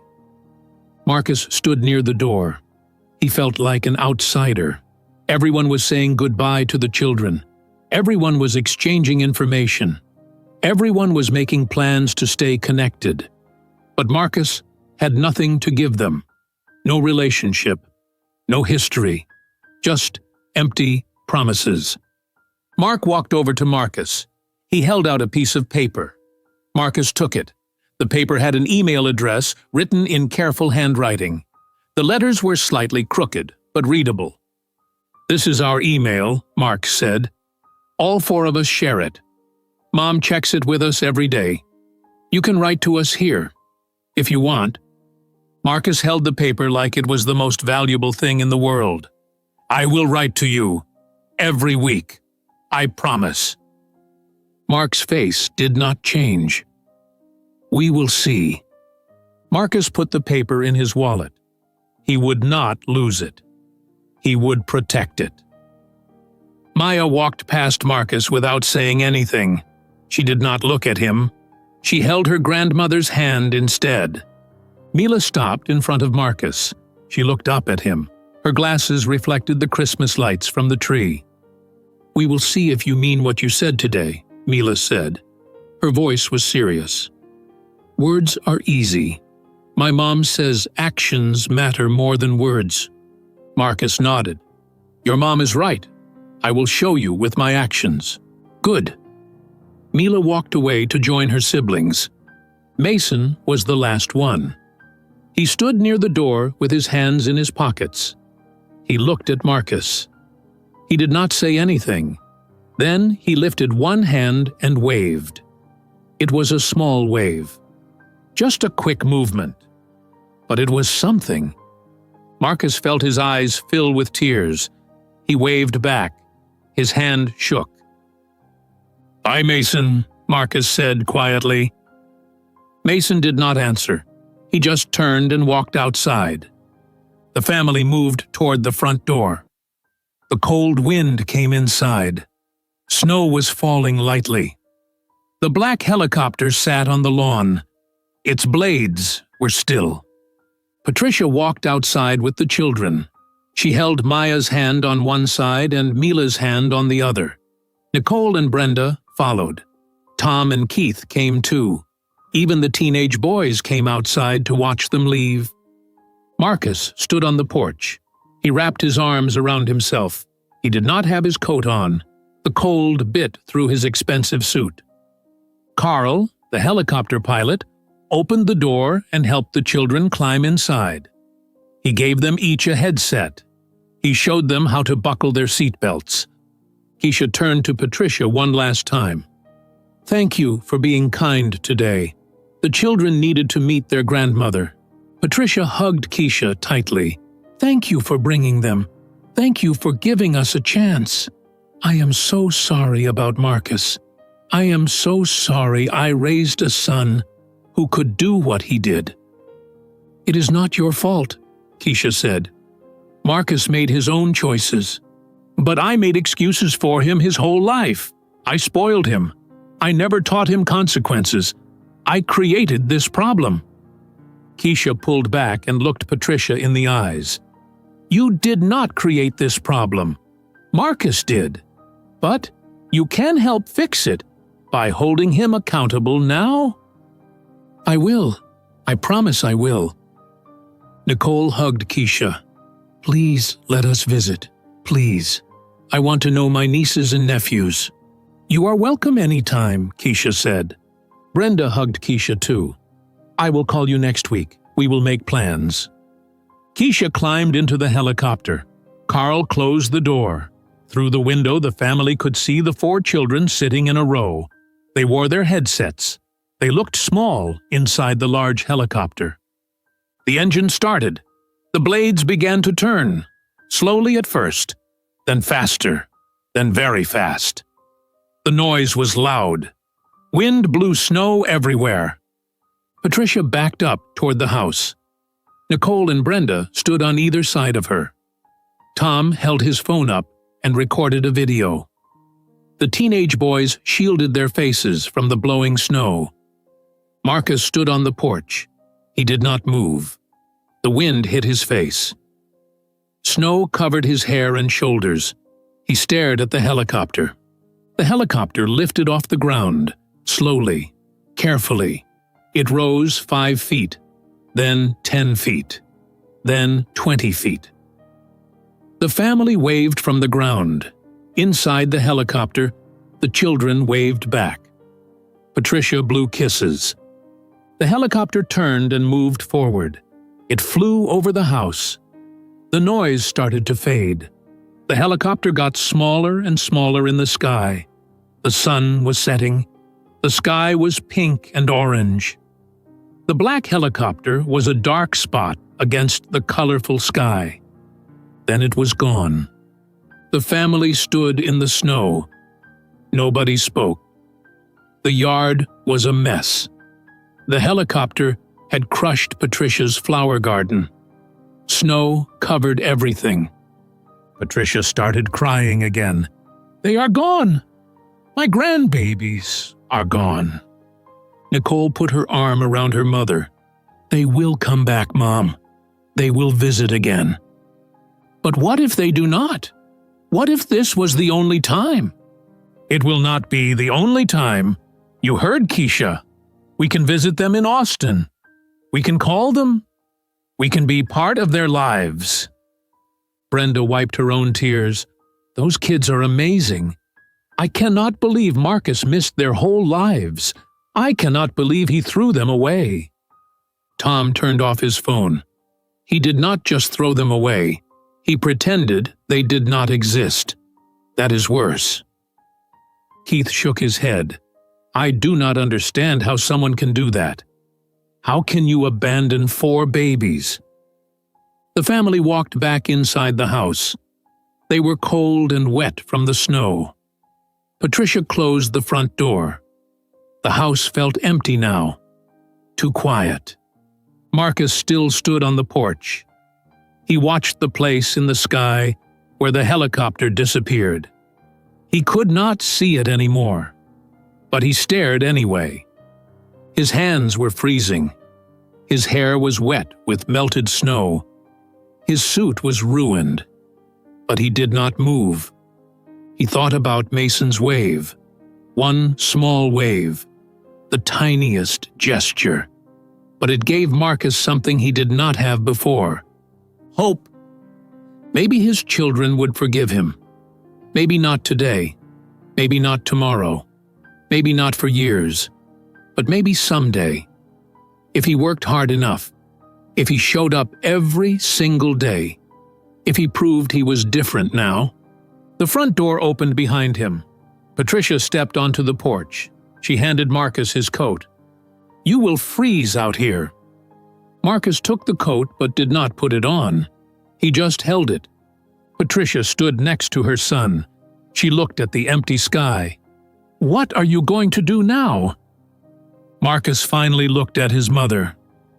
I am going to be better. I am going to be the father I should have been from the beginning. That is a nice thing to say, Marcus. But how will you do it? Marcus put on his coat. The cold had settled into his bones. I do not know yet, but I will figure it out. 3 months passed. Winter ended. Spring came to Colorado. The snow melted from the mountains. Flowers started growing in Patricia's garden where the helicopter had landed. Marcus's life looked completely different now. On a Tuesday evening in March, Marcus stood in his new apartment. It was small, 1 room with a kitchen in the corner. The walls were thin. He could hear his neighbor's television through the wall. This apartment cost half what his old apartment cost. Marcus moved here 4 weeks after Christmas. He sold his BMW back to the dealership. He lost money on the deal, but he needed cash. Now he drove a 10-year-old Honda Civic. The car was silver with a dent in the back door. The radio only worked sometimes, but it ran. Marcus cut up all his credit cards. He stopped buying expensive clothes. He stopped going to expensive restaurants. He made coffee at home instead of buying it. He brought lunch to work instead of eating out. Every 2 weeks, Marcus sent Keisha money. $500 each time. It was not much. It was not enough to cover 8 years, but it was something. Marcus was trying to help support his children, even though Keisha did not need his money. Every Sunday night, Marcus wrote an email to the quadruplets. He told them about his week. He asked about their week. He asked about school and soccer and dance and books. The first email he sent was short. Dear Mark, Mason, Maya, and Mila, I hope you got home safely. I hope you had a good week at school. I am thinking about you. Love, Marcus. He waited 3 days for a response. No answer came. Marcus wrote another email the next Sunday. Still no response. On the 3rd week, Mila responded. Her email was polite, but distant. Hello, Marcus. Thank you for writing. We had a good week. I read 3 books. Goodbye, Mila. Marcus printed the email and put it on his refrigerator. It was not much, but it was communication. After 6 weeks, Mark started responding too. His emails were short. "Hi, soccer practice was good. I scored a goal. Mark." Maya never responded. Marcus did not blame her. She had every right to be angry. Mason sent one email in February. It had no words, just a picture he drew. The picture showed a robot with wheels and a mechanical arm. Marcus printed the drawing. He hung it on his refrigerator next to Mila's email. Marcus called his mother every Sunday after he sent his email to the children. Patricia always asked the same questions. "Did you write to them?" "Yes, Mom."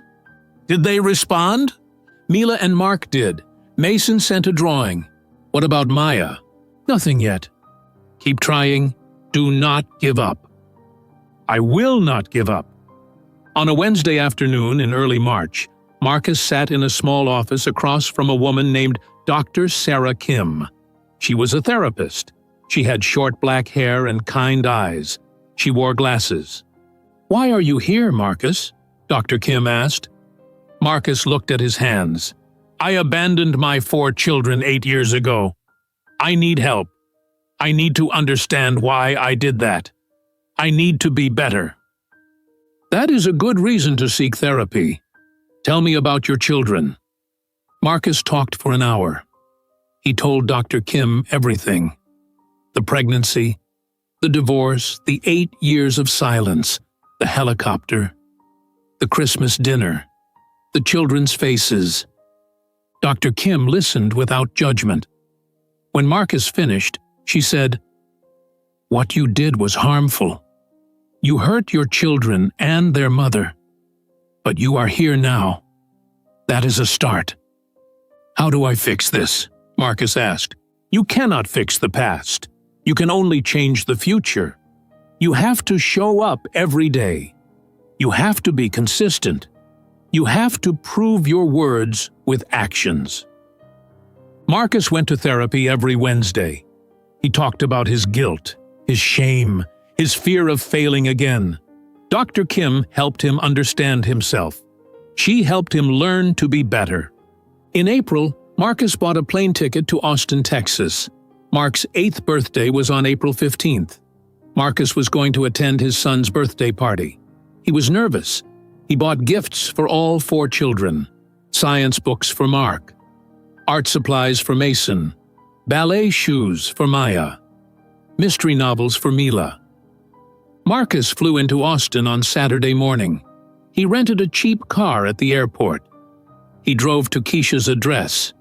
His hands shook on the steering wheel. Keisha's house was huge. It sat on a hill with a view of the city. The driveway was long and curved.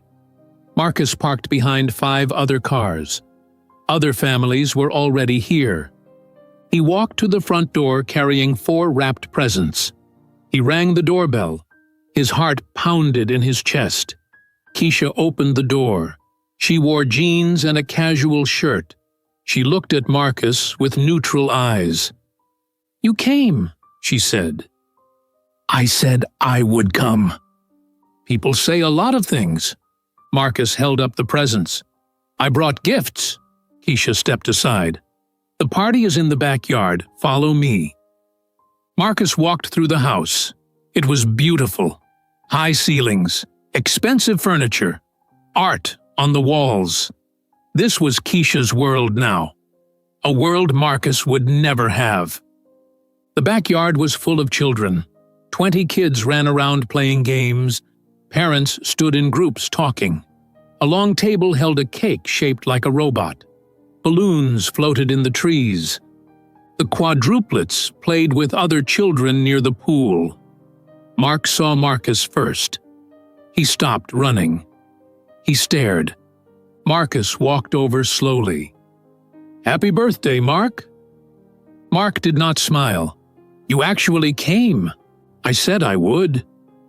"People break promises." "I know, but I am trying not to." Mark looked at the wrapped presents. "Are those for me?" "One is for you, one for each of your siblings." Mark called to his siblings. Mason, Maya, Mila, come here. The three other children ran over. They stopped when they saw Marcus. Their faces showed surprise. He came to my party, Mark said. Maya crossed her arms. Weebles. Marcus knelt down. Because I want to be here. Because this is an important day. He handed Mark a present. This is for you. Happy birthday. Mark opened it carefully. Inside were 3 books about robotics and engineering. His eyes widened. These are advanced books, Mark said. You are a smart kid. I thought you could handle them. Mark looked at the books. He did not say thank you, but he did not throw them away either. Marcus gave presents to the other 3 children. Mason got a professional art set with pencils and markers. Maya got pink ballet shoes in her size. Mila got a box set of mystery novels. The children looked at their gifts. They did not hug Marcus. They did not say they loved him. But they accepted the presents. Marcus stayed at the party for 3 hours. He helped clean up trash. He stacked chairs. He threw away paper plates. Keisha watched him work. She did not help him. She just watched. When the party ended, Marcus said goodbye to the children. Mark said, "Thank you for the books." And it was just 3 words, but Marcus held on to them the whole flight back to Denver. Months passed. Summer came. Then fall.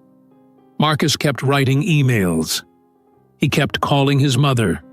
He kept going to therapy. He kept sending money. Christmas arrived again. 1 year after the helicopter landed. 1 year after everything changed. Patricia called Marcus on December 20th. Keisha called me. She is bringing the children for Christmas again. They are driving this time. They will stay for a whole week. Marcus's heart jumped. They are coming back? Yes, the children asked to come. They want to see me and their aunts. Do they want to see me? Patricia paused. I do not know, Marcus, but you will be here. You will show up. You will keep trying. On Christmas morning, Marcus drove to Boulder. He arrived at his mother's house at 9 o'clock. Nicole and Brenda were already there with their families. Everyone waited. At 10:30, a black SUV pulled into the driveway. Not a helicopter this time, a regular car. Keisha got out first. Then the 4 children climbed out. They were 8 years old now, taller. Their faces had changed slightly, but they still looked like Marcus. Patricia ran outside. She hugged each child. Nicole and Brenda hugged them too. The children laughed and talked. They were comfortable here now. This was family. Marcus stood on the porch. Mark saw him. The boy walked over slowly. Hi, Mark said. Hi, Marcus said. I am glad you came back. Grandma makes good cookies. Marcus smiled. She does. Mason came over next.